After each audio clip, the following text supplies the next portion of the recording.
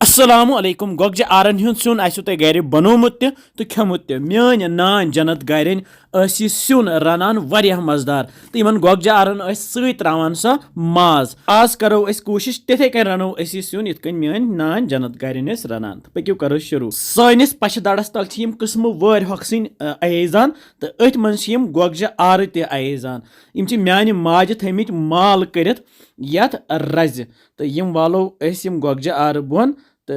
Yemen चटो ये रज तो कड़ोक अलग अलग तो थोक ये बानस मज तो वुचान इमकिस सफेद शीन हिस्स गोगजी आर आज रनहोक यमे गोगजी आर तो सत त्रोहस माज यस मेन मल ओनमुत माज यह अल पल 1 किलो माज यह थो बह गोनथ साफ कर असल पे छलित छुकित ये थो गंड अख जम त्रो सत अत गह मजा अम सथ न्यू मे ये तय मज आब अत मज त्रो मे लेदर चमच बे त्रोमस नून चमच उड़ तो अम पे त्रोहस गोगजी आर उड़ इन गोगजी आरन ये लेदर आबस मज फकर दिन ये गि पूर पे फकर लगुन फकर लगती वन सोख बल आब सलन इन आब ग्राय अख कड़ने युथ शहलुन अत चल तो पूर पे आब फेन थो साइडस कुन तो अमे पत त्रो मे आबस मज ये माज तो ये माजस दिमो गोनथ ये आबस मज फकर अत खस पे यह मल हूँ यह तुलो थोद यपर न्यू मे ये कवल मज रोहन फल कह बे अदरक प्यूत तिमन बनावो न्याम मज पेस्ट तो यपर न्यू मे प्रेशर कुकर बान यह थो मे गैसस पे तो ये प्रेशर कुकर किस बानस मज त्रा बह यह फल तेल कर बह ये 3 क्रेंड इस्तेमाल बड़ बड़ ही तो तेल गरम गश्ती त्रा बह ये मज गंड निकरायत न्युक न्युक कर अत न्युक न्युक कर तो अमे पत लागो यह गंड ये तिलस मज तलन यह गंड तलहोन तुत काल थोड़ा सा यह जर्द हूँ ग मतलब यह ग लाइट ब्राउन हूँ गसन तो ये लगन कह सेकंड तैयार गसनस तो अमे पत त्रो यम गोगजी आर इन गोनथी फकर थो दित तो इन गोगजी आरन ते दिमो ये गंडस सती तलिन तुत काल तलन युत काल थोड़ा सा वन लाइट ब्राउन ही गसन बे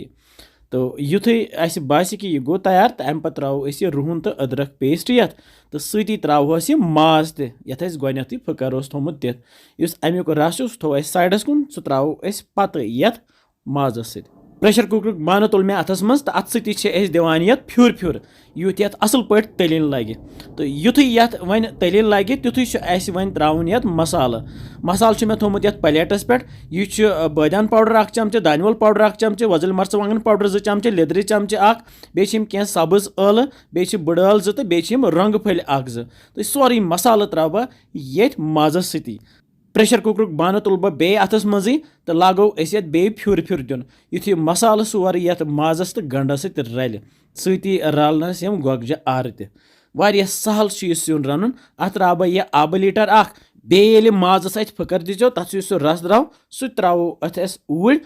तो तल थो गैस गोनथ फुल तो पे त्रोहस यह नून चमच 1 2 नून कूत तुम खेवान तमे हिसाब त्रो तुम तो लागो वन पान वन रलावन तो प्राड़ो युत काल वन ये ग्रेख यह युथ ये ग्रेख यह तो तुथु थो ये पे ढकन बंद कर तो दिमो वन स्टीम ये स्टीम दिन युत काल ये 5-6 सीटी नेरान तो 5-6 सीटी लगती करोहन गैस बंद तो अमे पत लागो ये ढकन थो तुलन तो सोन सिन वन तैयार वुचो ये थोड़ा सा रस कतर ते लड़ित रूदमुत तो गोगजी आर तनेम तो माज तनेमुत तो वन खेमो गर्मा गर्म ततिस बतस सत शामुक वक्त